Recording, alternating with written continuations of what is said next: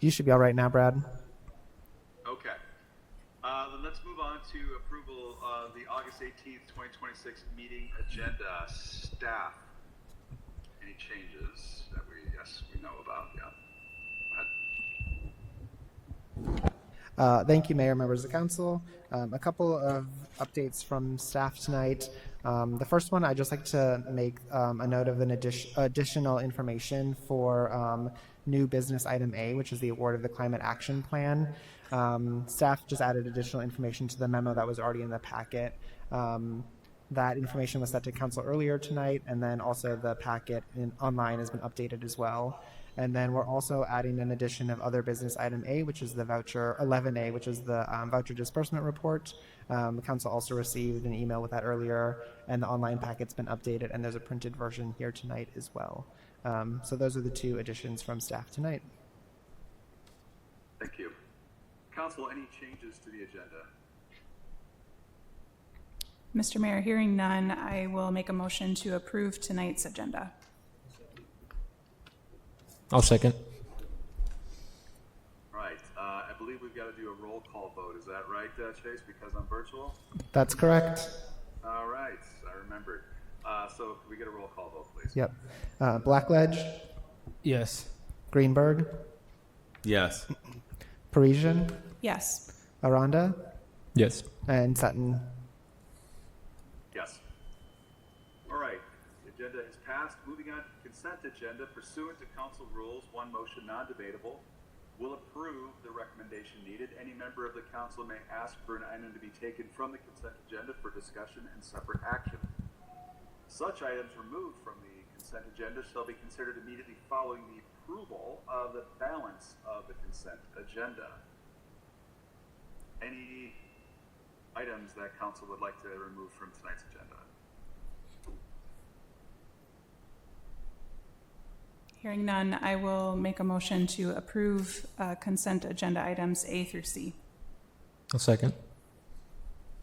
All right, could I get a roll call vote, please, Chase? Blackledge, Yes. Greenberg, Yes. Parisian, Yes. Aranda, Yes. and Mayor Sutton. Yes. All right, so what did we approve? We approved credit card charges and payments. We approved the Wheels of Italy events. And we approved a 2026 fiber optic project. So next, moving on to presentations, we have a presentation from the Minnesota Green Corps members Gwen Casey.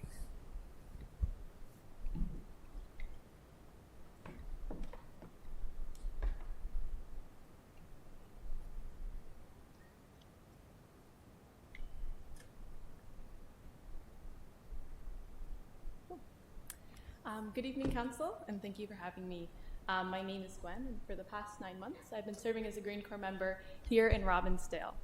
So as my term is coming to a close, I have a short presentation that will outline some of the projects that I've been working on throughout this past term.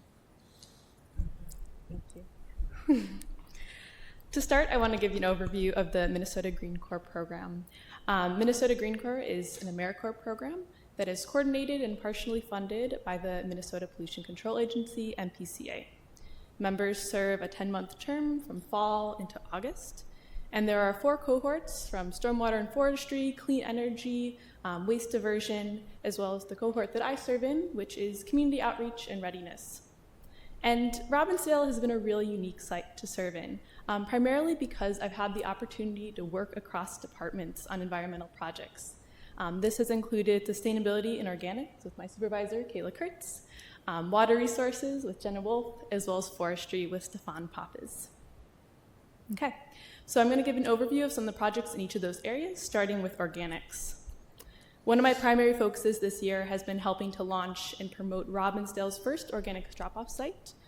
This site opened in February at the back of the community garden at 3933 West Broadway, and it provides apartment residents with an opportunity to compost their food scraps. In my role of outreach, I directly engaged with over 100 residents of multifamily buildings through 5 presentations at apartments, as well as 4 tabling events at apartments as well. And then to increase reach, I also led the social media campaign and delivered flyers to some of those smaller apartments. There are currently 64 registered users, and as of last Thursday when I checked, we have gathered over 2,700 pounds of food scraps so far to be composted and diverted away from the landfill. Another new area of waste diversion in Robbinsdale this year has been through the Zero Waste team at Whiz Bang Days. The idea was first proposed by the Sustainability Committee, and I helped to make this happen by setting up and coordinating 5 sorting stations along West Broadway. Through the Zero Waste team, we engaged 10 volunteers, diverted approximately 250 pounds of recyclables, approximately 40 pounds of organics, and the system seemed to work pretty well. We had good feedback from organizers of Whiz Bang Days, so much so that the committee plans to repeat and even expand next year. Robbinsdale's curbside composting program, this has existed now for a couple years. However, there's still plenty of room to increase adoption among eligible homes. I helped support and expand this program during my term, starting with refining messaging through the city's website, as well as gathering new photos, including this one here, which features Sustainability Committee member Megan showing off her organic bin at home. I also promoted the program at 3 churches and several city events. And then most recently, I've been walking up and down alleys in the city, putting flyers on any trash bins that are not paired with organics bins. I reached approximately 20% of eligible households at the time. We just got 2 more that came in right before this meeting, so I'll make that 37 additional participants. This May, we hosted Robbinsdale's 2nd annual Compost Give Back. This event, which I helped to coordinate, was made possible by Dakota Prairie. This is the composting facility in Shakopee that receives all the organic waste here from Robbinsdale for composting. They generously donated 10 cubic yards of compost that was provided free of charge to approximately 40 Robbinsdale residents. And this program is really unique because it allows residents to see that full cycle of composting. Because Dakota Prairie is the site that handles waste from Robbinsdale, residents can be fulfilled knowing that it's their exact food scraps that went into the compost that they can now add to their gardens.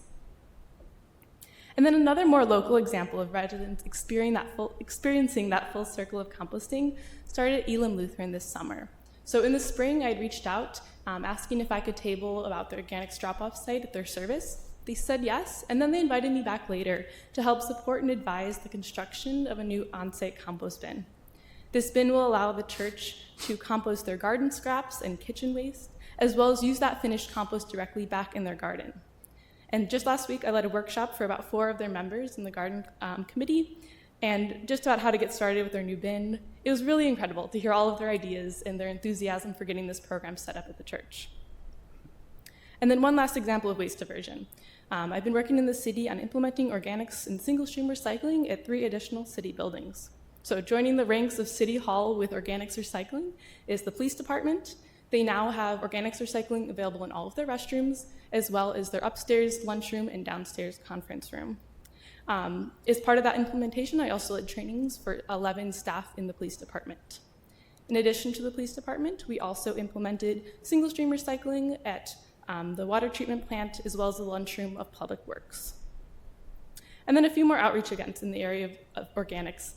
This first photo is a photo of the Sustainability Committee on a tour of Dakota Prairie, again, that site that handles the organic waste for Robbinsdale. And then this last one is the Birdtown Blast workshop that Kayla and I led about waste diversion. And a couple more photos. This is just some of the outreach materials that I've been distributing this year. Some social media graphics, stickers, coloring pages, and flyers. Okay, moving to water quality. This June, Jenna and I restored a rain garden at the Robbinsdale Water Tower with native plants. This was a fairly large rain garden at approximately 2,400 square feet, and I helped to put together a planting design that included over 1,500 native plant plugs that represented over 20 different species. We had a very successful community planting event, and with the help of 9 community volunteers, we were able to get all the plugs in the ground with just a few hours. Thanks to Stefan and Forestry, the garden has been watered regularly during this drought, and the plants appear to be establishing nicely. The Crystal Lake Flocculation Plant. This is a great example of the city taking an active approach to improving water quality, and in my role as a Green Corps member, I worked on helping to spread awareness of the important work of phosphorus removal that this plant does. This included designing the educational signage pictured here, which appears on the exterior of the plant, and just that's so when people are passing by, they know what that odd cylindrical structure is doing behind the fence. I also assisted in multiple community tours of the plant and joined Jenna for routine water testing at both the flocculation plant and on Crystal Lake to measure for total phosphorus, suspended solids, oxygen levels, among other things. Now, when we think about the efforts that the city is putting towards improving water quality, such as the flocculation plant, one thing to consider is, are those efforts being translated into changing perceptions of water quality? And the water quality assessment has been one way that we're trying to answer that question. This survey Jenna and I developed last spring with the help of a team at the UMN Humphrey School that's also working on a survey to address these same questions at other lakes in the metro area. And so far, we've gathered feedback from over 130 residents, and although data analysis is in the early stages, we've already helped identify new opportunities for improving education and making the lakes more accessible to residents. And one way that we've already begun working on education in water quality is through events like this rain garden bike tour. This past week, Jenna and I hosted 5 residents on a 3.5-mile bike route in the city that included 4 rain gardens and 2 native plantings. At each planting site, we discussed the ecology of the rain garden and the purpose of the gardens in terms of filtering stormwater and providing habitat for native species. And then one of the more direct ways that I've been working in improving water quality is just by organizing community cleanup days at lakeside parks in the city. We've hosted 4 events so far, engaged 28 volunteers, and collected over 275 pounds of trash. And I will say a lot of that weight came from one single event. It was a lot of bulky trash items like bed frames and chairs that were coming out of Grimes Pond. And a small plug here, if you're interested in joining us, our last cleanup event will be this Thursday at 5 at Lakeview Terrace Park. Okay, last section is forestry and natural resources. So this past year, I've been helping Stefan with his work in planting and maintaining all the city trees. Together, we planted 47 trees in the spring and fall and pruned 14 trees in the winter. And again, this is in parks and boulevards in the city. I also developed a new city form that will allow residents to request a new tree for their boulevard without having to call the city like previously they would need to. And this summer has also been very busy in terms of ash treatment. So working on a 3-year rotation, Stefan treats all ash trees in the city for emerald ash borer, an invasive beetle. And this summer, I helped to treat over 150 ash trees, primarily helping out with the drilling, plug setting, and data entry. And just to give props to Stefan, this program has been really successful, as not a single city ash tree has been lost to EAB since citywide treatment began. This spring, I also helped to update the city's GIS inventory for all park trees, which was last updated about 6 years ago in 2020. In total, this included over 600 park trees that were assessed for condition and diameter at breast height, which is the industry standard for gauging tree size. And then one last project I'll mention here is the removal of garlic mustard at Zahaki Park. Garlic mustard is a very invasive understory plant that can crowd out many native species. We found a very large infestation of this invasive species at Zahaki Park, but with the help of 19 volunteers at 2 events, plus a lot of additional hours among myself, Jenna, and Stefan, we managed to remove garlic mustard from over 24,500 square yards of Zahaki Park, which amounted to 1,400 pounds of plant material, which instead of being landfilled was taken directly to Dakota Prairie for composting. And that is all the projects I'll be covering, but I wanted to briefly end with some of the training and education that I've been able to take advantage of as a Green Corps member. While funding for my stipend is provided by the MPCA, Serve Minnesota, as well as AmeriCorps, I did receive $600 from the city to use towards conferences and trainings, which I greatly appreciate. So some of these included the Ramswana Conference on Waste, the Minnesota Erosion Control, or MECA Conference, the Minnesota Shade Tree Short Course, the Minnesota Master Naturalist Program, and the Hennepin County Recycling Ambassadors course. These all were incredibly informative and helped to connect me with a broader network of people working on these issues in the state. So with that, I wanted to thank you. I feel very lucky to have been paired with Robbinsdale as my Green Corps host site, and I've really appreciated my year here. So thank you. Thanks.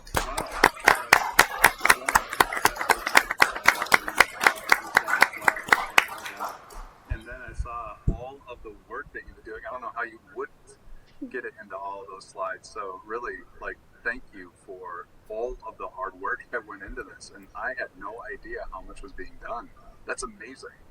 Thank you so much for doing this. Council, any comments, questions? Yeah. So, yeah, thank you for the presentation. It sucks that your time with us has come to an end, but you know, you know, what's next on the horizon? And out of all the projects and everything from the garlic mustard and collaborating with the Humphrey School, what's been your favorite part, would you say? Yeah. So what's next? I signed on for another term of Green Corps serving with the city of Richfield. Well, I'll be starting at the end of September. And then in terms of favorite parts, I don't think I can choose between the three areas, but I do want to just emphasize that I have really appreciated the fact that there's such a diversity of projects. That is really unique as a Green Corps member to be able to experience such a range. I think the fact that I could start my days doing water quality testing and then treat ash trees and then table it for organics all in the same day, it really kept days busy and interesting. Thank you. Well, I think this is great that the city offers the stipend as well to be able to go to conferences and things like that, because it's career development. So hope we can have you back one day. But thank you.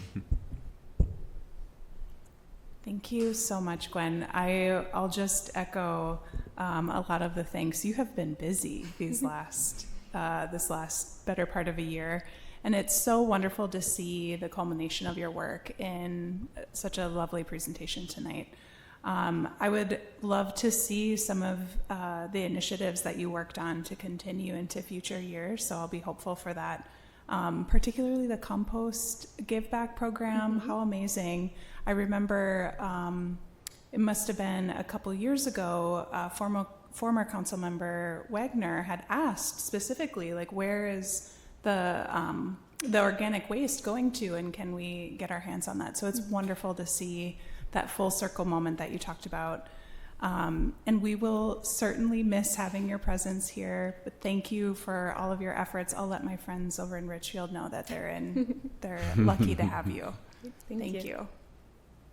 Yeah, I'll just say thank you so much, all your hard work and this amazing presentation. It's great to see how involved you are in the city and all the different projects that you were able to work on. And I was actually curious, just like what the Shade Tree Short Course, what is that? Yeah, so that's an annual conference put on by MinStack, which is a forestry group in Minnesota. It's a pretty large conference, and it attracts people from both within state but also farther out, multi-day with multiple courses on anything from pruning to how to deal with storm damage and new diseases to look out for. So it was an exciting thing to be part of. Cool. Thanks.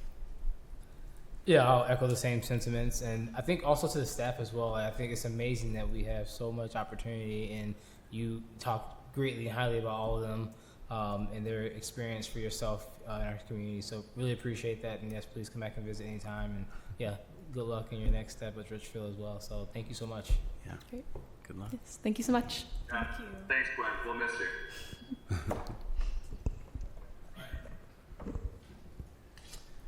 Numbers don't lie. That's a tough one to follow. Yeah, that's cool. There's a lot going on. Okay, let's see. There are no public hearings. There is no old business, but we do have new business, Award Climate Action Plan contracts.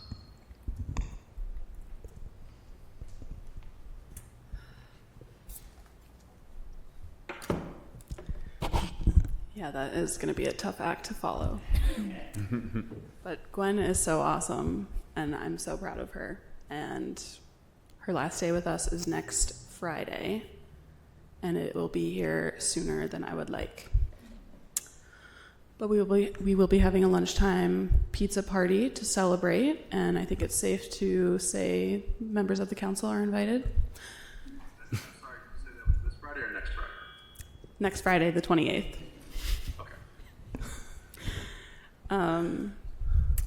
Okay, thank you, Council, for having me. I'm Kayla Kurtz, the Sustainability Coordinator, and I just want to provide some additional context to the item that was in your agenda packet. Earlier this year, staff applied for a grant from the Minnesota Pollution Control Agency for local climate action planning, with the intent of hopefully using those funds to work with a consulting firm to create a climate action plan for Robbinsdale to build off of all of the great sustainability and climate work and energy work that we've been doing over the last few years, and to really build out a roadmap for the next decade or so to really hone in on our emissions reductions. So submitted that application earlier this year.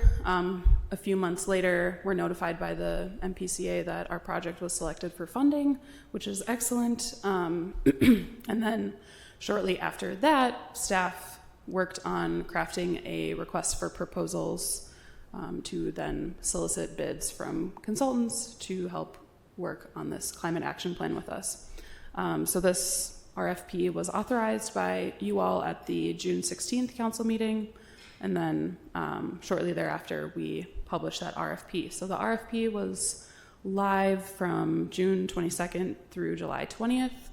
We published it far and wide. We created a webpage on the city website to house information about the RFP and the climate action plan process. We posted about the RFP in the Sun Post, and we also directly sent the RFP via email to a handful of firms that we were aware of. So over that course of about a month, when it was open, we had a Q&A process, and in total we received 14 submissions to the RFP, which was surprising. Some might say record-breaking, but it was exciting to know that there were so many groups of professionals out there that were eager to work with Robbinsdale on this type of project. So after the closing of the RFP, we had the 14 submissions. We got together as a staff review team with myself, our city engineer / public works director, community development director, communications coordinator, water resources specialist, and our Minnesota Green Corps member.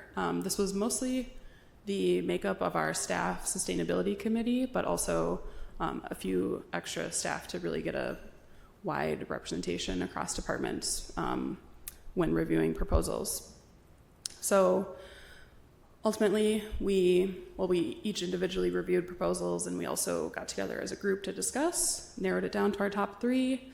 Then we hosted a set of interviews over the last 2 weeks to get to know some of these firms better and to better understand their projects. So following interviews, we got together again as a team, and after those discussions, I am here tonight to recommend the Great Plains Institute for Robbinsdale's climate action planning process.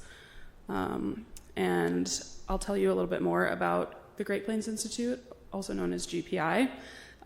They're a nonpartisan, nonprofit organization based here in Minneapolis, and their sole mission is to accelerate the transition to net zero carbon emissions with a focus on people, the economy, and the environment. GPI, in my few years here in Robbinsdale, has been an awesome resource and organization to work with. And I'm very familiar with the organization and their staff and the work that they do. The city of Robbinsdale has worked directly with GPI in a handful of ways through the Community Energy Network, which is facilitated by GPI. We received our SoulSmart Gold designation, if you'll recall, through a cohort that GPI facilitated with Hennepin County. And GPI also contributed really thoughtful review and technical assistance when we were going through some zoning code changes regarding electric vehicles and solar system arrays. So the Great Plains Institute has a wide breadth of knowledge in their arsenal, and they also have a really built out team that's local to Minneapolis and close to Robbinsdale. So that's a huge plus that we were really looking for when we were reviewing these proposals, is that we want to be able to engage face to face with this consulting firm, and we want them to be familiar with what's going on in our area. GPI also has just great experience developing climate action plans for local municipalities. They've developed plans for the city of Red Wing, St. Paul, Northfield, St. Louis Park, and most recently the city of Lauderdale. So I just want to emphasize that we're really excited and confident in our decision to recommend the Great Plains Institute for this process. They are extremely well versed in local climate action planning, and I know that they will be great partners to work with. And they also have recommended some really fun and innovative community engagement tactics as part of this planning process. So they're excited to get out into the community with us. And I mean, maybe hopefully as soon as some of the events going on this fall, maybe you'll see us out at the Bird Bash or the meet and greet. We have tossed around the idea of doing like a town hall climate theme. So just a lot of good, unique engagement was part of their proposal, and storytelling is going to play a large part, hopefully, in this climate action plan process. And we want the lived experiences of Robbinsdale residents to be heard throughout this plan. So I'll just touch on some of the main components of the plan, and then I'll stop talking. But the Great Plains Institute is going to, or will help us curate a climate action plan that includes a greenhouse gas emissions inventory, climate vulnerability assessment, an implementation plan, and importantly, an analysis of funding opportunities that are available or will be available to us once we start looking at implementation down the line. And that was just, there's more to it, but at a high level, that is the summary of why and who we're going with. And I'm excited to recommend the Great Plains Institute to help us work on a climate action plan for Robbinsdale. Excellent. Thanks, Kayla. And great job. That says something when you got 14 folks fighting over the work for us. So good job setting that up. Council, any questions or comments? I got a couple comments here and then just one question. I was looking through the organization. Looks like they do great work. They have a track record here, and thanks for including the cities, for example. And it sounds like you guys went through a pretty heavy vetting process with interviews and things like that. So I'm confident in you guys. I would just say kind of what are next steps? Because it looks like they develop an action plan and then they'll use their consulting services to draft that up for us. But do they go, like, I'm just trying to picture afterwards, like, are we going to stay with this organization to like do the plan itself? Or like, is this just kind of for the, like the RFP to be submitted and then a plan to go from there? If I understand your question correctly, Great Plains Institute will be with us to craft the plan itself. They'll lead us from the very beginning through to the plan adoption. So by the end of this process, we'll have a physical document and, PDF document of including all those components that I listed. And then once we get to that adoption phase, that's essentially where the funding ends. But beyond that, we'll seek out other opportunities and other organizations and things to continue partnering with. Great. Thank you. And thanks for securing that grant too. It's super helpful. So, thank you. Thank you for the presentation. Excited to see the work that Great Plains Institute puts into effect through this plan. I know that we have an energy action plan, and I'm just wondering is this like an overlay above that? Do they work in tandem? Like, how does an energy action plan and a climate action plan work together? Yeah, that is a really good question. we can think of the energy action plan as kind of a piece of the pie, piece of the climate pie. So the energy action plan specifically lays out actions for us to take as a city that will reduce our energy related emissions.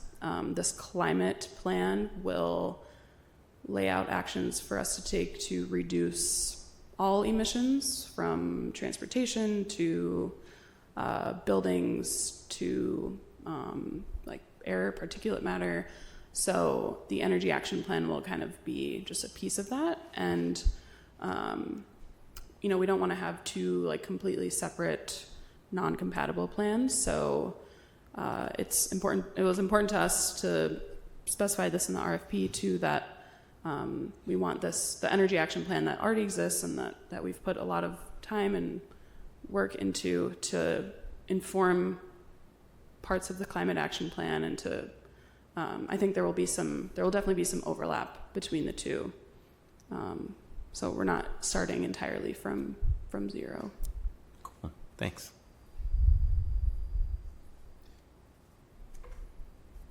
Thank you, Kayla.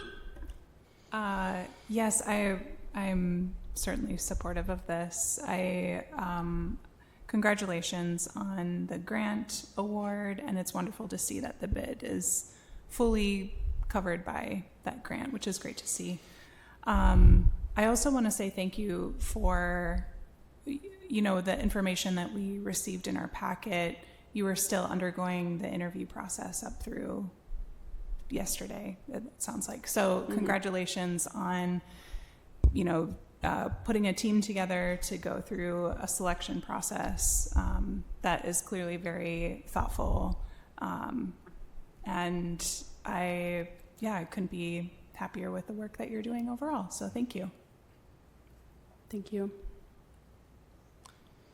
Yes. Thank you so much. And I just want to point out a few, like this, the submissions is one thing, and like reviewing process is another. And I think since somebody who's reviewed RFPs and things of that nature, and the diverse cast of team members you guys to do that as well, to also speaks volumes about the overlay and how this impacts the city as a whole. And so it's just amazing to see that. So we greatly appreciate that, and knowing that this is all work done because of the work you've done to write grants.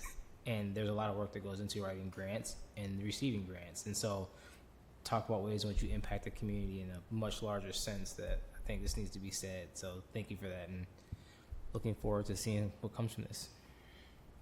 Thank you. Excellent. Well, thank you again, Kayla. Council, is there a motion? I will make a motion to authorize. Apologies. I will make a motion to authorize awarding the Climate Action Plan contract to the Great Plains Institute. I'll second. Chase, may I have a roll call, please? Blackledge, Aye. Greenberg, Aye. Parisian, Aye. Aranda, Aye. and Sutton. Taking it out. Okay, we'll go with aye. Thank you. Passes. Congratulations. Thanks again. All right. It took me a minute. Back to Sorry, Brad Sutton. Yeah. Hey, listen, that's great. I was about to say hi earlier. Glad you brought it back. All right. Next up, under other business, voucher requests pending approval for disbursements. Any updates there, staff, or questions, council, or take a motion? I can make a motion. Oh, are we ready for that? I'll make a motion to approve disbursement requests for the period ending August 18th, 2026. Second. All right. Can we get a roll call vote, Chase? Blackledge, Aye. Greenberg, Aye. Parisian, Aye. Aranda, Aye. and Sutton. All right. That passes. Moving on. Administrative reports. Oh, that's real loud. I just want to give my thanks to all the election judges and election workers that worked for the election last week. It always takes, several people to make it successful and make it seamless. And so I just want to give my thanks to not only the staff that work, but also all the election judges, which is, around like 60 to 70 for the primary. So thank you to all those workers and, outside of Robbinsdale, the people on the entire state that help make elections run and help out at the polls. So thank you to everybody for that. And that's my only update for tonight. Mr. Mayor, Council, a few quick updates from me. I want to share my thanks, as the Assistant City Manager noted. Offer my thanks to him as well. Certainly takes a leadership role in that. Internally with early voting, call it a distraction. It's an important work to do, and the job is done well. So my thanks to he and the team that he leads. I also want to thank staff that came out to present tonight. Ms. Casey, certainly the support they've got in all three areas that she mentioned, and to Ms. Kurtz for bringing another project home to the finish line. Want to, in the theme, offer my thanks to all that came out to the public safety open house. Well attended. We had a gorgeous day. Fun to see people out and about there. Along those lines, you may have seen either at Whizbang and or the open house, the city has acquired engine 2. So the original second engine from the fire department, we had it up and running, was giving tours at the public safety open house. We teamed up with CCX to tell the cool story of how that was actually acquired. So if you get a chance to check that out, and in the public safety vein, continue to encourage folks to sign up for the Bridge 911 app. Share out that upcoming events include Movie in the Park on Friday, Music in the Park next Thursday, and then as we get into September, Wheels of Italy on the 13th, Meet and Greet on the 14th, Vehicle Fair on the 19th, and then not to get too far ahead of ourselves, Boo Bash will be on the 2nd of October. And then finally, and maybe Council will speak to this a bit too, as we are in the home stretch for the preliminary not to exceed budget that is required to be set by September. Council has expressed ongoing interest in getting feedback from the community throughout the process. So please reach out to staff or your council members or both as we continue to get towards that date. Again, we're scheduled to take formal action on the 15th of September as required by statute. And that's all for me. Thank you, Tim. Council, general updates. Anybody got stuff they want to say? I just have one thing to throw out really quickly. I'm going to do another chat with a council member in August on the 26th, which is next Wednesday, with council member Parisian at Marna's restaurant. So that's from 6 to 7:30 next Wednesday. I'm looking forward to it. I'm looking forward to that as well, and thanks to Councilmember Greenberg for including me and continuing with these community engagement opportunities. So we'll see you at Marna's next Wednesday, the 26th. Yeah, and I just have one thing here. This Sunday we have the election kickoff in Senate District 43.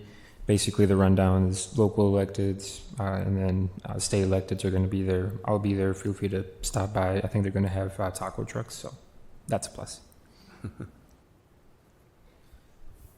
Real quick, school is around the corner, so just thinking about those parents and caregivers and students preparing to go back to school in the next several weeks. So, that's all I have. So good luck to you all. Thank you. Yeah, and I'll keep it short as well.